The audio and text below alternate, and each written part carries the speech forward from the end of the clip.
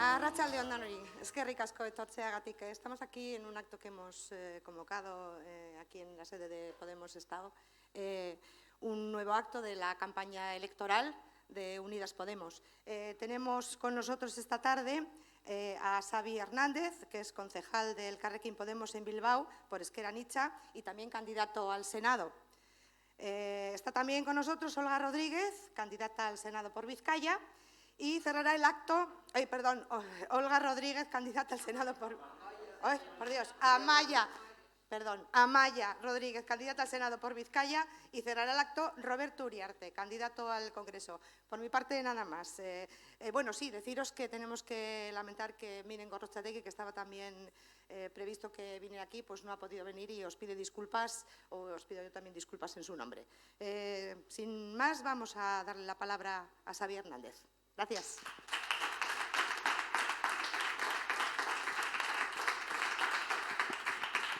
Bueno, pues muchas gracias, compañera. Soy Xavi Jiménez, no Hernández.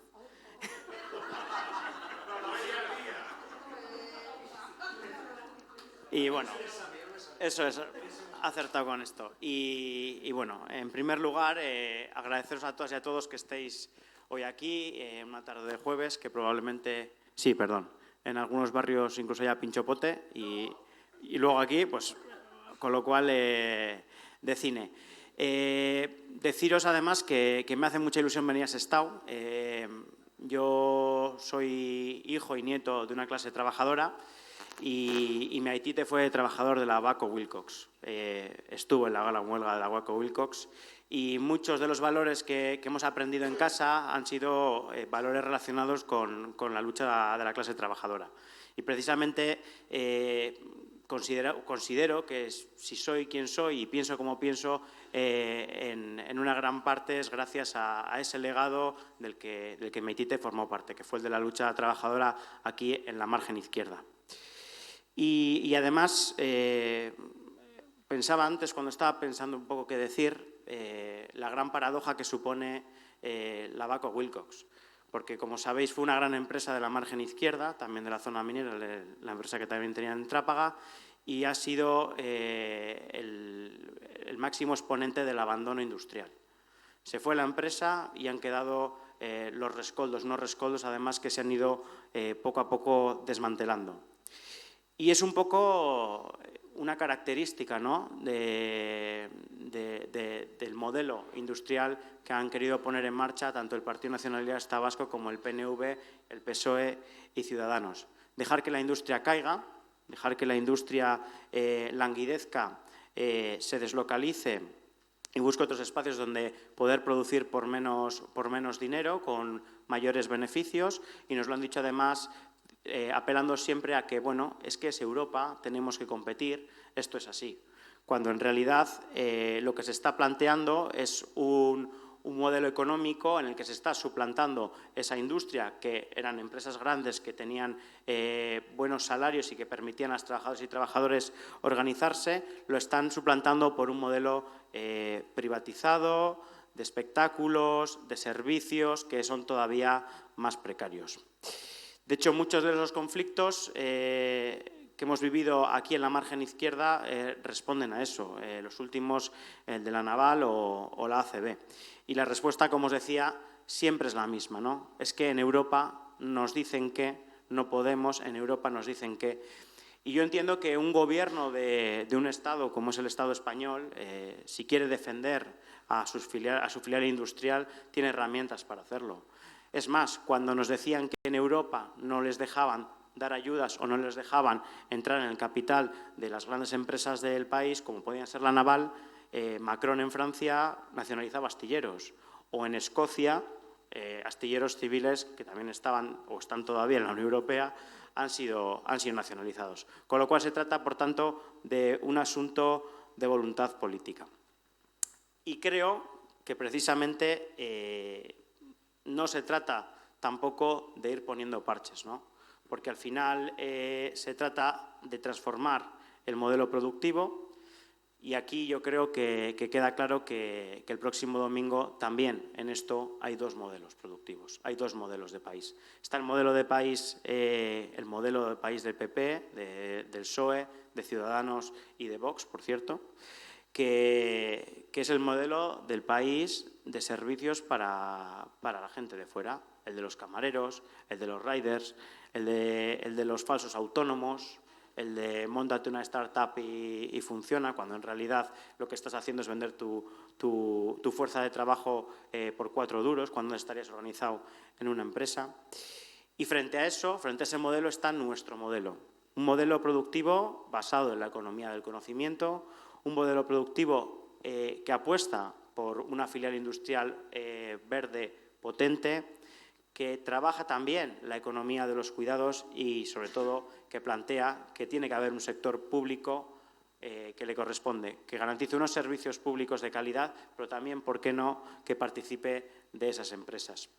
Y además hemos sido las únicas y los únicos que hemos planteado cómo financiar ese proyecto, porque mientras que otros se dedican a decir que las autonomías o que quitarle la sanidad a la educación, la sanidad a los inmigrantes devolvería 1.000 millones a las arcas españolas sin ningún tipo de dato, que además no se sustenta, nosotras y nosotros sí que planteamos cómo financiamos nuestras políticas públicas. Unas políticas públicas que financiamos con una reforma fiscal, porque somos uno de los países donde la parte más rica de la población paga menos IRPF. Somos un país, además, en el que el PNV, sobre todo, se ha planteado en convertir esto en una especie de Irlanda, un paraíso low cost, y empiezan a tentar y a sacar debates que parecían desterrados en otro momento, como por ejemplo el del impuesto de patrimonio. El impuesto de patrimonio lo pagan las personas que tienen un patrimonio superior a 800.000 euros, excluyendo la primera vivienda. Es decir, lo paga un porcentaje muy pequeño de la población, un porcentaje con mucho dinero de la población y, además, supone para las arcas públicas de Vizcaya la nada desdeñable cantidad de 83 millones de euros al año. Probablemente todas y todos nos pasan en la cabeza miles de cosas que poder hacer con esos 83 millones de euros. Todo el mundo piensa en ese ambulatorio que no está en buenas condiciones, todo el mundo piensa en más plazas en la haurreskola para mi hija, mi hijo, mi nieta y mi nieto, todo el mundo piensa en un montón de cosas que se puede hacer con ese dinero. Pues ese dinero es el que quieren hurtarnos y quieren devolvérselo a las grandes fortunas. Por eso yo creo que este domingo las elecciones van de eso, ¿no? Van de dos modelos que confrontan. El modelo de unos pocos, el modelo del gran capital, frente al modelo de la gente trabajadora. Y por eso os animo en estas últimas horas a seguir peleando, a seguir pegando carteles, a seguir explicando, a aprovechar los pinchopotes, que son espacios de socialización muy amables, para comer un poco la oreja y recordar que el domingo hay elecciones y que además hay una alternativa frente al cerrojazo del Partido Socialista y frente a su mirada a la derecha. Y por eso, bueno, os invito a seguir peleando y a escuchar a la compañera Maya. Gracias. Muchas gracias, Xavi. Arratsaldeon denori, muchas gracias por estar aquí. Hoy la verdad es que yo tenía pensado hablar de otras cosas porque tenemos un programa bastante grande y hay muchas cosas que se nos quedan por el tintero. Pero, por desgracia, si no llego a tener que venir aquí, pues habría estado en la concentración de Baracaldo por una nueva agresión sexual a una mujer. Quiero decir una cosa porque me ha llamado mucho la atención, me ha llamado poderosamente la atención y me parece que es algo que es peligroso y que hay que ponerle nombre. Antes de que saltara la noticia a medios, antes de que tendríamos información contrastada de lo que había pasado, ya había saltado desde una página de Vox que una mujer había sido agredida en una violación múltiple por moros, sin tener información, sin saber siquiera lo que había pasado. No es ese tipo de actitudes lo que nosotros tenemos que preocuparnos.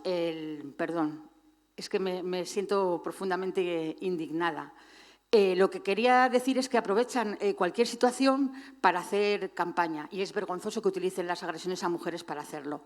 Y sí que quería decir algo muy claro, que fuera el fascismo de nuestros barrios, que nos dejen tranquilas y que dejen a nuestros chavales tranquilos también.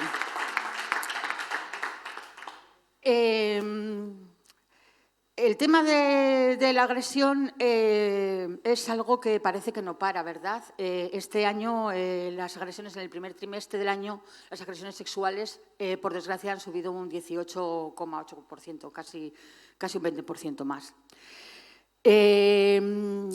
Esto y el tema, se acaba el tema de Vox porque me ha resultado muy preocupante cuando estos días que hemos visto hablar a Pedro Sánchez, le hemos visto hablar en el debate. Esta mañana ha tenido una entrevista en La Sexta, cuando le preguntaban sobre los pactos que iba a hacer o sobre qué pensaba hacer después del 10N, pues ha vuelto a tenderle la mano a la derecha. Lo dijo el día del debate, que les pidió que le quitaran el cordón sanitario. Y lo ha vuelto a repetir esta mañana. Y decía una cosa muy curiosa, porque él hablaba de que la derecha le venía bien para los pactos de Estado y que la izquierda, pues que mejor para las cosas sociales. Si va a aceptar un apoyo de la derecha, todos sabemos que no lo va a aceptar gratis. La derecha no le va a dar su apoyo gratis para una investidura. Y una de las cosas que a mí me preocupa es si dentro de ese apoyo va a ocurrir, de nuevo, que las necesidades que tenemos las mujeres van a quedar relegadas una vez más. Porque es esa derecha que teníamos una ley de violencia de género, pero que la dejó sin dotación. Como los sillones que nos ofrecían, que también nos los ofrecían sin dotación, pues exactamente igual, que es relegar nuestros problemas absolutamente a la nada.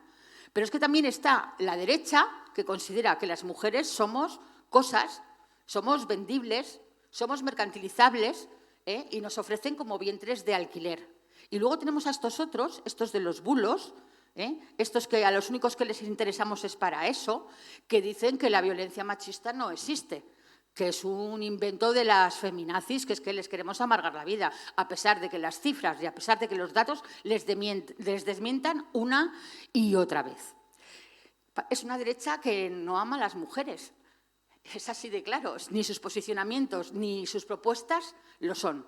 Y es con esa derecha con la que va a pactar Pedro Sánchez. Una derecha que ni siquiera acepta que el no es no. Algo que la sociedad tiene tan claro y que hemos asumido todos y que salimos a gritar en masa el 8 de marzo, las mujeres acompañadas de muchos hombres, ni siquiera aceptan eso.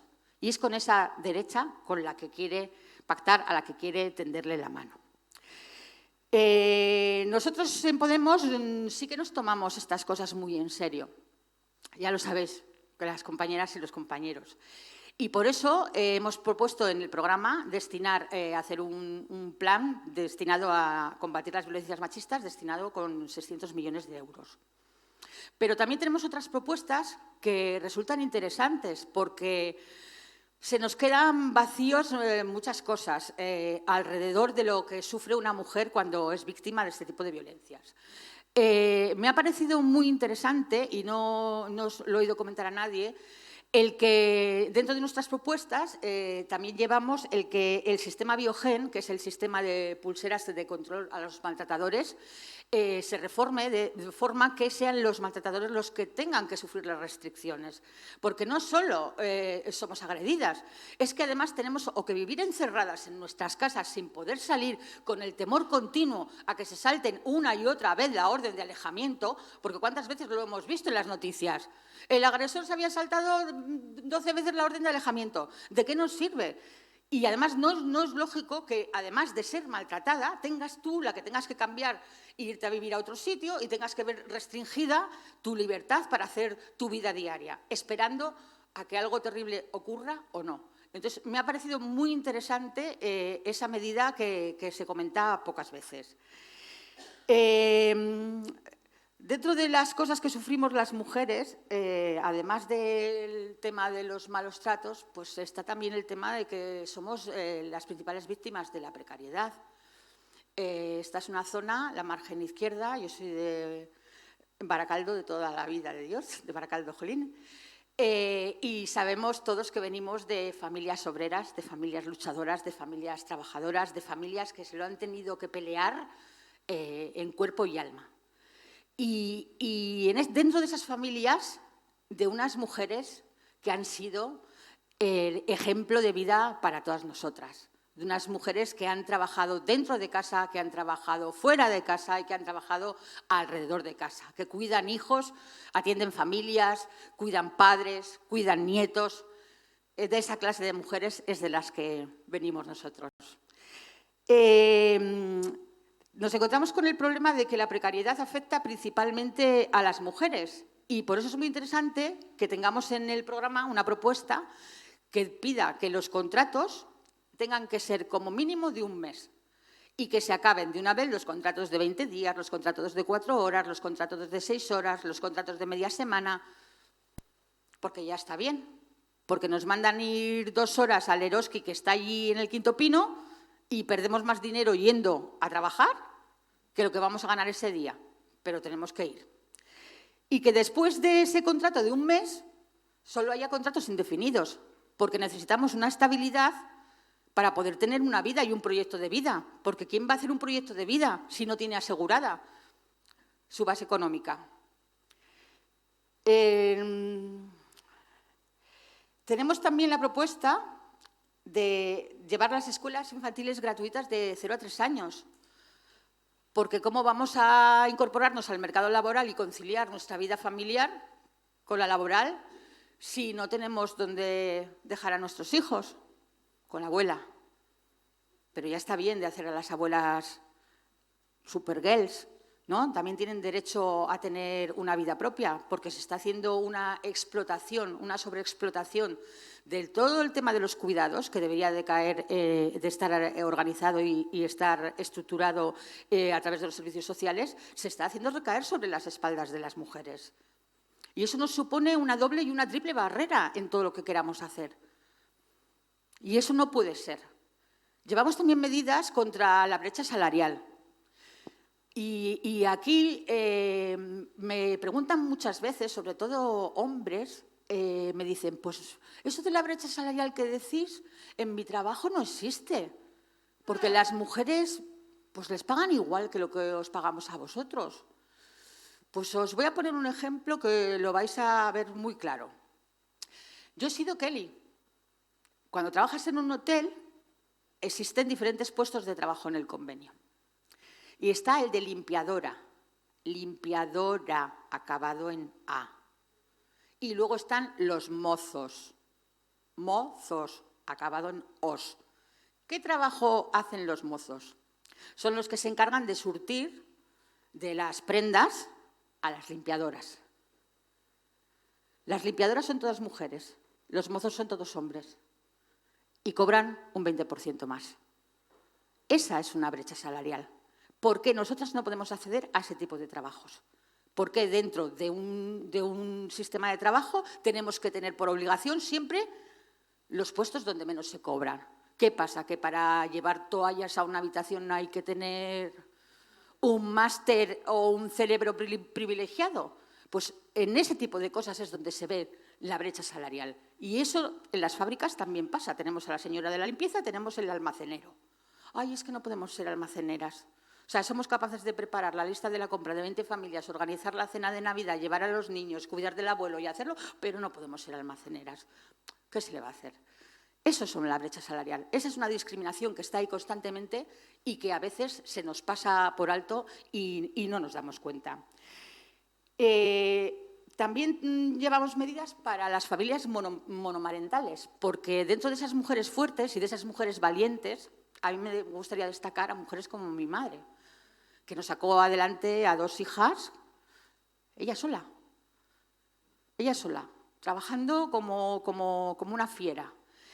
Y, en cambio, las familias monomarentales, que la mayoría son de mujeres con hijos a cargo, no tienen ventajas, no tienen beneficios.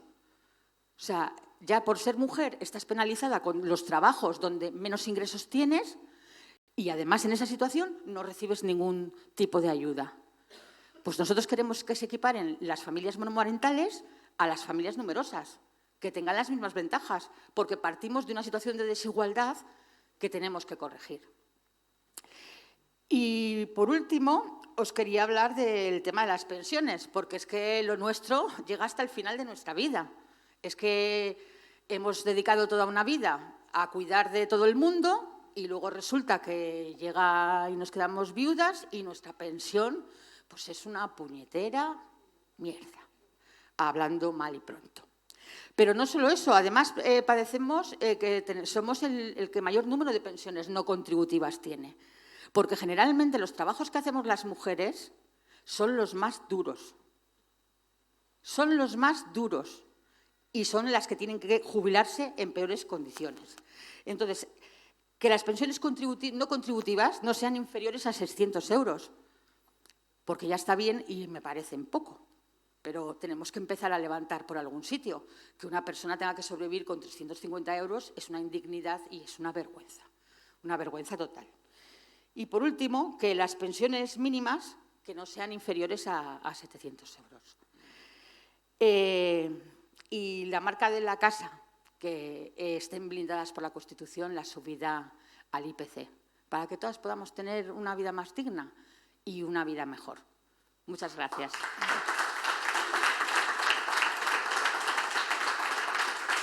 Os dejo con nuestro compañero Roberto Uriarte, nuestro cabeza de lista al Congreso. Buen amigo, gran persona y enorme compañero. Bueno, Arratsaldeon. Vivimos en un mundo que está montado sobre la idea que trajeron los liberales del individualismo competitivo, ¿no? Los seres humanos tenemos que preocuparnos cada uno exclusivamente de su futuro y preocupándonos de nuestro futuro desde una perspectiva egoísta, individualista, nos esforzamos, trabajamos, ahorramos, vamos creando un futuro y compitiendo con los demás vamos progresando y cada uno compitiendo egoístamente con los demás, buscando solo su interés y todos buscando cada uno el suyo, al final la sociedad progresa. Es la mentira gigantesca, la gran falacia sobre la que está montada esta sociedad. El ser humano no es esa especie de Superman competitivo que nos metieron y que nos mete la cultura en la que estamos insertos. El ser humano, como bien dice el pensamiento ecofeminista, porque el feminismo y el ecologismo van de las manos, es un ser extremadamente débil. Es un ser que si está aislado se encuentra en situación de debilidad. Desde que naces te dicen, es que todos nacen libres e iguales. Pues todos nacen desiguales y sin ninguna libertad, porque nada más se les desconecta, digamos, el pecho de la madre y se mueren rápidamente de inanición. Es decir, no hay más debilidad y desasistimiento que el del ser humano. Y en la sociedad líquida en la que vivimos hoy en día hay un instrumento fundamental para todavía debilitarle más. Es la precariedad que mencionaba Maya. Con la precariedad se debilita al ser humano y se le deja totalmente desasistido y al pairo de lo que pueda suceder. En ese mundo es en el que nos movemos y en ese mundo de tremenda debilidad se imponen muy fácilmente lo que son los marcos. Es decir, la política juega con nuestra debilidad y lo que nos hace es jugar con nuestro estado de ánimo, elevarte el estado de ánimo un día, al día siguiente te lo baja, un día estamos súper contentos, súper ilusionados con lo que va a pasar, al día siguiente nos publican una encuesta y se nos cae el alma al suelo y luego nos volvemos a ilusionar y así juegan con nosotros de un día para otro, nos van cambiando el marco. Hoy tremendo problema con lo que sucede en Cataluña, al día siguiente se olvida Cataluña, tremendo problema que se llevan una momia de un sitio para otro y nos llevan todo el día como locos que no sabemos ya ni para dónde vamos, ¿no? En estos momentos, cuando pasan esas cosas, es importantísimo tener la visión de largo plazo, tener tranquilidad, tener calma, tener relajación, no dejarse llevar por estos engaños del día a día y ver un poquito, deconstruir, desarmar los montajes que nos venden. Esta mañana ha sido un día precioso, algunos de los que estáis aquí hemos estado en un momento de esos de subidón, ¿no? Yo estoy todavía con el subidón de esta mañana porque uno dice, Coño, montamos el mitin más importante de toda la campaña, un jueves por la mañana a las 10 de la mañana, ¿quién demonio puede estar? ¿Quién puede estar en un sitio de estos, ¿no? Y resulta que no solo llenamos el local, sino que se queda la mitad de la gente fuera, una pena, una tristeza, porque hay pues hasta un autobús entero de gente que venía de Álava que no ha podido entrar a ver el acto de esta mañana, ¿no? Pedir perdón a la gente que no ha podido estar, pero por otra parte, pues digamos, ha sido una carga muy importante de energía, ¿no? Y en esa carga de energía yo he estado comentando algunas cosas que son importantes en estos momentos en que pueden jugar con nuestra debilidad o con nuestros sentimientos, ¿no? Y estaba comentando un poquito cómo ha ido esta campaña, cómo han jugado y cómo juegan en general en política con esa debilidad en este mundo líquido en el que vivimos ahora, que no hay nada fuerte a lo que agarrarse, ¿no? Y cómo juegan con nosotros. Y estaba explicando un poquito en todo esto de la negociación, de la formación de gobierno, cómo han hecho para meternos, digamos, en su juego, para construir lo que se llama un relato hegemónico. Y con perdón de los que me habéis oído, pues voy a explicarlo un poquito otra vez para la gente que no ha estado, cómo se crea un relato hegemónico, cómo lo han creado, ¿no? Y se crea con una estructura que está explicada, está estudiada, y además, aunque nuestra extrema derecha es muy bruta y muy anticuada, pero sin embargo van aprendiendo, porque tienen al Steve Bannon y tienen gente de la alt-right que les va dando cursillos y van aprendiendo, aunque les cuesta todavía, y me imagino que dentro de poco se pondrán a la altura de otras extremas derechas europeas que tienen un poquito más de cabeza y no están solo pensando en los toros, en las Semanas Santas y en ese tipo de cosas, un poco de toros y de, ¿cómo se llama esto? Todo esto de la folclorada, ¿no? Bueno, entonces, digamos, ¿cómo se establece el marco? El primero de los elementos, el elemento fundamental en política, y por eso nosotros siempre decimos el lema del sí se puede, el elemento fundamental de la política es que no te metan en el marco de la frustración. Por eso los poderosos siempre quieren generar frustración. ¿Y cómo se genera frustración? Pues convenciéndole a la gente de que sus ilusiones o impidiendo que sus ilusiones se realicen. Hace pocos meses tuvimos una oportunidad espléndida, estábamos todas y todos con una ilusión enorme, porque por una vez históricamente podíamos conformar algo que no pasaba desde la República, podíamos conformar un gobierno de izquierdas, un gobierno progresista, un gobierno que recuperara derechos, que profundizara en la democracia, que entendiera el país desde la plurinacionalidad. Teníamos una oportunidad histórica, ¿no? Y estábamos pletóricas y pletóricos, con unas ganas tremendas, vamos a hacerlo, se puede. Hay que frustrar esa ilusión, ¿no? Ese es el mensaje que nos mandan. Hay que frustrar esa ilusión, hay que decir que eso es imposible. Y para decir que eso es imposible, que no va a pasar, y para justificarse hay que inventarse alguna cosa, algún argumento. Habéis visto el otro día a Sánchez que sigue con la idea del gobierno en solitario, ¿no? Y te dicen, no, es que tiene que gobernar el partido más votado. ¿Esto es lo que defiende Sánchez? ¿Alguien se cree que Sánchez defiende esto? Esto lo defendía el PP, ¿no? Durante años. ¿Alguien se cree que lo defendía el PP? No lo defendía el PP ni lo defendía Sánchez, no lo defiende nadie. Lo defienden solo en el momento en el que les interesa y punto, pero no como principio.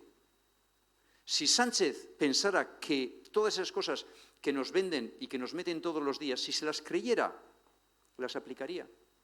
Si pensara que es mejor que no haya dos gobiernos en uno, sino que haya solo un gobierno coherente y cohesionado, con una sola dirección política, clarísimamente le dejaría gobernar en solitario a Ada Colau, que para eso tiene la mayoría y a quien tiene mayoría se le deja gobernar en solitario y se le apoya desde fuera. Si creyera eso, le dejaría gobernar a Iñigo Urkullu en solitario. Si tienes la mayoría y yo tengo menos, pues yo te apoyo desde el Parlamento, te condiciono para que hagas las políticas que yo quiero, pero gobierna tú solo. ¿Cree en eso? Mentira. Mentira cochina, porque si no lo aplicaría, ¿no? Es una mentira, pero es de esas mentiras que se venden fácil, Ya tenemos la desilusión, la frustración, ya tenemos una mentira para justificarla y ahora ¿qué nos falta? Un culpable. Entonces vamos a buscar un culpable, alguien a quien se le pueda imputar la culpa. ¿Y cómo lo vamos a hacer? Pues utilizando todos los mecanismos. Le vamos a culpar de todo. Yo os lo comentaba, le vamos a culpar de una cosa y de la contraria. Le vamos a culpar de que solo quieren sillones de que no quieren cambiar las cosas, sino solo quieren sillones y no políticas, y a la vez, si no nos aceptan los sillones, les vamos a culpar de que no aceptan sillones. Y son culpables por aceptar sillones y por no aceptarlos, por una cosa y por la contraria. Por demasiado arrogantes, porque exigen más de lo que se merecen, y también por ingenuos y por tontorrones, porque se han dejado engañar por alguien que no quería negociar con ellos. Da igual si quería negociar, si no quería negociar, si les han dado, si lo han rechazado, da igual. Hagas lo que hagas, eres culpable. Punto. Ese es el marco que nos dejan. Y luego entra pues toda esa gente de personas, de gente que está a sueldo para repetir y para poner con altavoz esos mensajes, los van amplificando, los van repitiendo, y nos pasa campañas como esa, donde vas todos los días a los medios de comunicación con la mejor voluntad del mundo y estás atrapado con las preguntas del periodista. En todas las preguntas son: os arrepentís de no haber elegido aquello, os habéis arrepentís, ya sabéis que era engaño, ¿y cómo se os ocurrió aceptarlo? No me acabas de decir, a ver si me arrepiento de no haberlo aceptado. Era de verdad, era de mentira, tenía que haberlo aceptado, tenía que haberlo rechazado, no existía la posibilidad ni de aceptar o rechazar, da igual, no importa. Te hacen una pregunta, la siguiente, todas contradictorias entre ellas, es igual, todo vale para el convento. Y ese es el marco en el que estamos, ese es el marco, como lo veis, ¿no? Entonces, en estos momentos, lo que hace falta es claridad de miras. Hace falta calma, sobre todo. Es un momento en el que nosotros avanzamos muchísimo, nos subimos a una ola y hay un momento que las olas no duran de por vida, las modas no duran de por vida. Va a venir el palo que le dimos, digamos, al régimen, va a venir de vuelta, va a venir la ola de vuelta. Ahora es el momento de agarrarse, todas y todos los que estamos, agarrarse fuerte y aguantar. Porque si aguantamos de esta, vamos a salir extremadamente reforzados. Porque estamos en el peor marco posible. Estamos en el marco que no queremos estar, es decir, el marco de la cuestión nacional.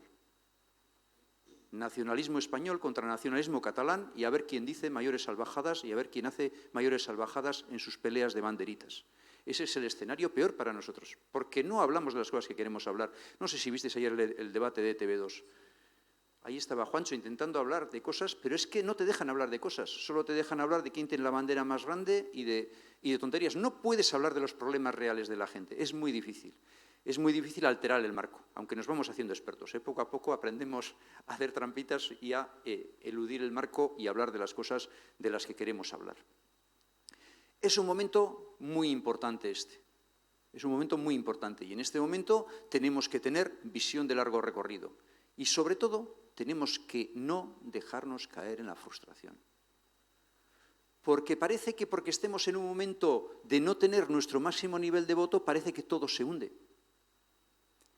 Y lo que no nos damos cuenta es de todo lo que hemos conseguido en unos pocos años. No nos damos cuenta. Y no nos damos cuenta tampoco de la situación que estamos. Dicen, involución democrática, que viene Vox, qué miedo, lo que nos van a aplicar. Oiga, es que no nos van a aplicar nada nuevo, es lo que nos están aplicando. Si nos han estado aplicando hasta el año pasado, hasta el 2018, si hasta el año 2018 ha estado gobernando el partido de Abascal, no el último, el de casi toda la vida, porque Abascal no ha cambiado de opinión. ¿Qué pensáis? ¿Que se ha arrepentido de lo que pensaba antes cuando ha cambiado de partido? Si piensa lo mismo. Simplemente tiene otro instrumento y las cosas que antes las decía con más disimulo, ahora las dice de una forma más grosera. Ahora ya todo es verborrea de esta que enfada. Pero ese partido ha estado gobernándonos hasta el 2018. Nos ha estado gobernando y ha estado adoptando todas las políticas. ¿Quién nos ha precarizado hasta donde nos han precarizado? La vida, el trabajo, todo. ¿Quién ha hecho que las nuevas generaciones no tengan ninguno de los derechos que tenemos la gente de determinada edad, nada de la estabilidad laboral que hemos podido tener, de estar que una persona que trabajaba honestamente, prácticamente trabajaba casi toda la vida, o muchos trabajábamos toda la vida en el mismo trabajo? Todo eso no existe, nos lo han ido comiendo poco a poco y nos han ido dejando, digamos, en el espacio que tenemos, ¿no? Entonces, esta es la situación que tenemos ahora y lo que tenemos que en este momento es ver lo que hemos conseguido. Hemos conseguido muchas cosas, muchas cosas. En el año 2015 entramos en el Parlamento por primera vez, fuimos al ataque de las instituciones y ahí empezó la vuelta. Cuando vieron que éramos fuertes, empezó toda la maquinaria, las cloacas, empezó todo. Pero así todo, aguantamos el pulso.